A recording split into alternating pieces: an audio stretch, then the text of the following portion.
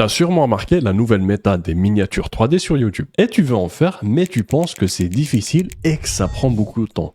Mais je te promets, ce n'est pas le cas. Et pour te le prouver, je vais te montrer comment on passe de ça à ça en moins de 15 minutes, même si tu n'as jamais lancé Blender 3D.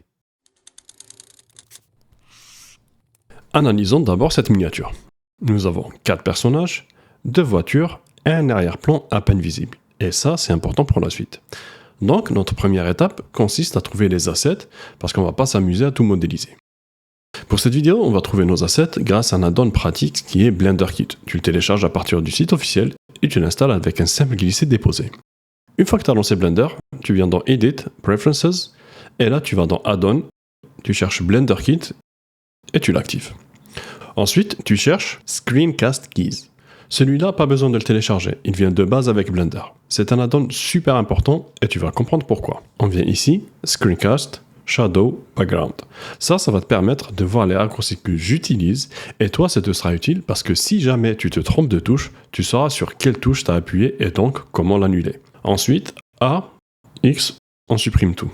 Tu viens ici, tu cherches Cars et tu filtres pour afficher les assets gratuits en premier. Bon, on commence par la voiture de police. Je vais prendre celle-ci, et pour l'assaillant, on va prendre une voiture Volvo. La voiture de police a ce qu'on appelle un rig ou une ossature. Et ça, c'est très pratique, parce que ça te permet de déplacer toute la voiture sans devoir tout sélectionner. Tu as remarqué que sur la voiture de l'assaillant, on n'a pas ça. En revanche, on a ce qu'on appelle un empty. Et de la même manière qu'une ossature, il te permet de déplacer toute la voiture sans devoir sélectionner un à un tous les éléments qui la composent. En gros, un empty, c'est l'équivalent d'une poignée. Ensuite, on revient dans BlenderKit, on va chercher Buildings pour avoir nos bâtiments. Étant donné que c'est des éléments qui se trouvent en arrière-plan, on va prendre des assets pas très détaillés. Maintenant, on va aligner tout ça. Alors, je sais que tu es un perfectionniste dans l'âme, mais ne te casse pas trop la tête avec ça, parce que de toutes les façons, c'est en arrière-plan. Il faut que tu apprennes à concentrer tes efforts là où tu auras le maximum de résultats. Contrairement à un logiciel de montage où ton export correspond littéralement à ce que tu as à l'écran, sur Blender 3D, tu as besoin de rajouter une caméra pour faire un rendu ou bien un export si tu préfères. Donc, Shift A et tu rajoutes une caméra. Alors, ce qu'il faut savoir, c'est que la caméra, c'est également un objet 3D pour Blender. Donc, tu peux la déplacer et la tourner comme tu veux. Mais je vais te montrer une petite astuce pour gagner du temps. D'abord, mets-toi là où tu voudrais placer ta caméra. Ensuite, tu fais CTRL, ALT, 0. Et voilà. Pour sortir de la vue caméra, il suffit juste de déplacer la souris. Et si tu veux y revenir, tu appuies sur 0. Notre dernière pièce du puzzle, c'est les personnages. On va les trouver sur un super site gratuit qui s'appelle Mixamo. Je vais prendre 2 personnages différents. Le premier, ça sera le SWAT, j'aime bien celui-là. Je lui rajoute des animations. Donc tu tapes Rifle pour fusil d'assaut et tu prends celle qui t'intéresse. Moi, j'aime bien ça, donc je vais la télécharger. Et je vais prendre également celle-ci. En deuxième caractère, je vais chercher un assaillant et on télécharge. Tu importes les personnages avec un simple glisser-déposer et n'oublie pas de cocher la case animation. Et voilà, ta scène est peuplée. Pour déplacer correctement tes personnages, assure-toi de bien sélectionner ça qui est une armature. Et non pas les personnages, parce que sinon tu auras des trucs vraiment bizarres. Ah oui, il faudrait pas oublier de rajouter le sol. Donc, Shift A, Mesh, Plane. Ensuite, S pour agrandir, et tu choisis la taille que tu veux. Parce que dans notre cas, la taille n'a pas d'importance. That's what she said.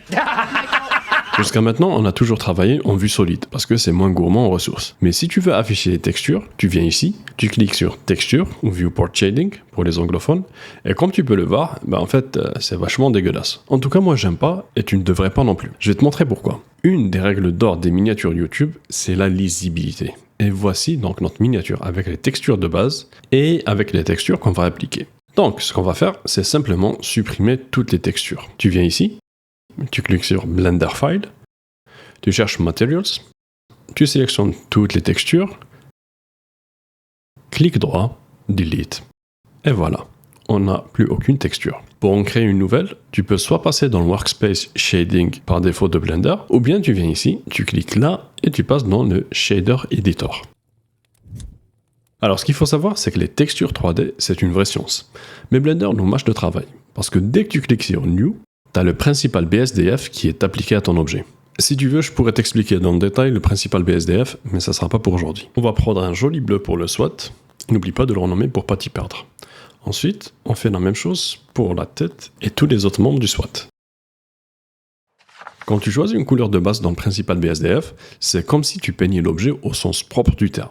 C'est-à-dire que si tu veux voir ton objet dans le rendu final, il faudra l'éclairer. Parce que Blender 3D se base sur des calculs scientifiques. Pour t'illustrer ce que je veux dire, passe dans l'onglet Word, dans la puissance tu mets 0, tu viens ici et tu passes en vue de rendu. Et voilà, on ne voit absolument rien. Je te rassure, on rajoutera une lumière un peu plus tard. Mais ce qu'on va faire pour cette miniature, c'est de dire au principal BSDF de l'objet d'émettre de la lumière, en passant dans l'onglet émission et en puissance tu mets 1.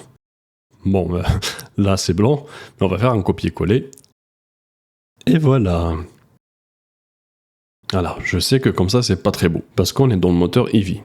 Donc tu viens ici, tu choisis Cycle, et là fais bien attention à réduire le nombre d'échantillons, parce que sinon ton PC va cramer. Dans notre cas, 6 samples suffiront largement. N'oublie pas de sélectionner ta carte graphique ici également, et voilà. Amuse-toi à faire la manip pour l'assaillant. Moi je prends un joli rouge pour dire qu'il est méchant. Honnêtement j'aime bien le résultat, mais ça manque un peu de lumière. Donc on vient ici, Shift A, Light, on va rajouter un soleil.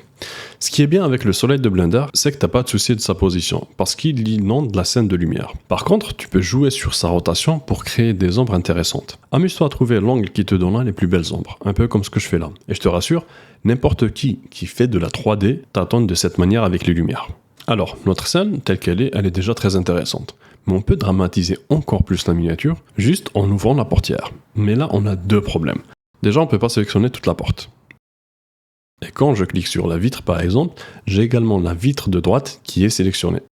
Parce que j'ai les modifiers miroir qui est appliqué. Ce modifier est super pratique quand on modélise. Mais là il me gêne. Donc je vais le supprimer de toutes les pièces qui composent la portière. Ensuite je sélectionne le rétro, la vitre, la poignée, le cadre de la porte. Et je fais un CTRL J pour transformer tout ça en un seul objet. Maintenant que la portière est un seul objet, je vais la sélectionner, je fais un R, Z, et là deuxième problème. En fait, ça marche pas parce que le point de rotation de la portière, c'est ce petit point orange. Et si on veut ouvrir la portière, il faudrait la voir ici. Donc on va utiliser le curseur 3D. Tu fais Shift, clic droit. Ensuite, tu viens ici pour choisir le curseur 3D comme point de rotation. Tu fais R, Z et la portière s'ouvre. Bon, en vrai, si j'étais malin, j'aurais supprimé toutes ces parties où tu me vois tâtonner. Parce que l'algo YouTube, ou autrement dit les viewers, n'aiment pas ça. Mais je prends quand même le risque de le garder pour que tu comprennes qu'il n'y a pas de recette secrète. Alors certes, il y a quelques astuces pour aller plus vite, et j'en ferai toute une vidéo. Mais même avec ça, il te faudra plusieurs tentatives ratées avant d'obtenir un joli résultat. Voilà, tel que c'est, moi j'aime bien. Mais l'image est un peu plate. Donc on va guider le regard des gens en rajoutant de la profondeur. Et pour ce faire, on va rajouter encore une fois un empty. On le positionne sur l'assaillant. Ensuite, on prend la caméra. On vient dans le menu propriétés et on active Depth of Field, qui est simplement la profondeur de champ. Tu prends ta pipette et tu sélectionnes ton empty. Tu passes en vue de rendu. Et là, je mets 0,8 pour flouter à la fois le premier plan et l'arrière-plan pour que l'assaillant prenne un peu plus d'importance. La touche finale consiste à faire du post-traitement sur Blender directement. Tu viens dans Compositing, tu cliques sur New, mais il n'y a rien. Parce qu'il faut faire un premier rendu, ou bien un premier export si tu veux, chose qu'on n'a pas encore fait. Par défaut, Blender applique des paramètres de fou furieux. Donc on va corriger ça. Tu viens dans les propriétés du rendu, et là tu diminues le nombre d'échantillons. Et pour le Noise Threshold, tu mets un 0,1. Franchement, ça suffira largement. Dans Denoise, tu actives Use GPU, comme ça il va utiliser ta carte graphique, et ça sera beaucoup plus rapide. Tu viens dans Render, Render Image, et évidemment ça crache. Bon. Je vais tout refaire. Pendant que le mois du passé galère à recréer la scène parce qu'il n'a pas enregistré, je voudrais prendre le temps de te parler de ma communauté school. Alors d'abord, je te rassure, c'est totalement gratuit. Tu nous rejoins, tu trouveras des gens aussi bons ou peut-être un peu moins bons que toi qui cherchent à s'améliorer. Le but, c'est vraiment de partager ce qu'on fait pour s'entraider et s'améliorer. Parce qu'on va pas se mentir, l'une des meilleures manières de s'améliorer, c'est de demander du feedback. Sauf que ta grand-mère ou ta maman ne saura pas forcément t'orienter.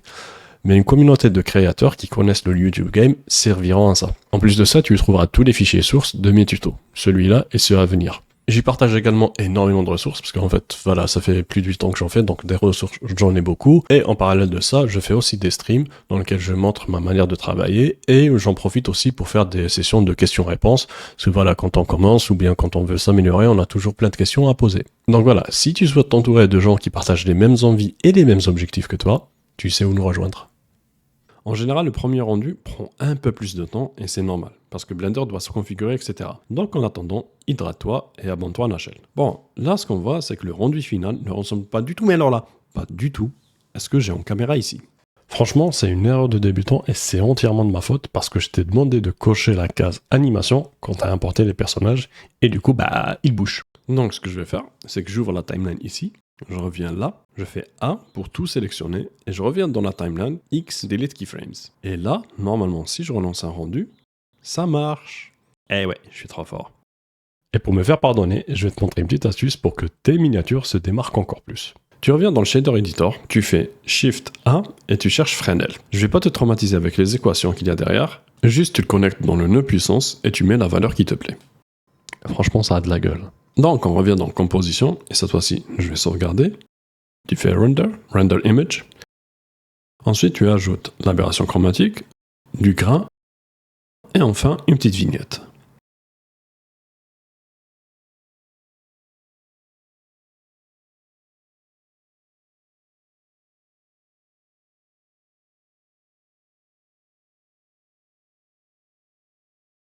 Une fois que tu es satisfait du résultat, tu viens ici, Image, Save, et là tu exportes ton rendu final.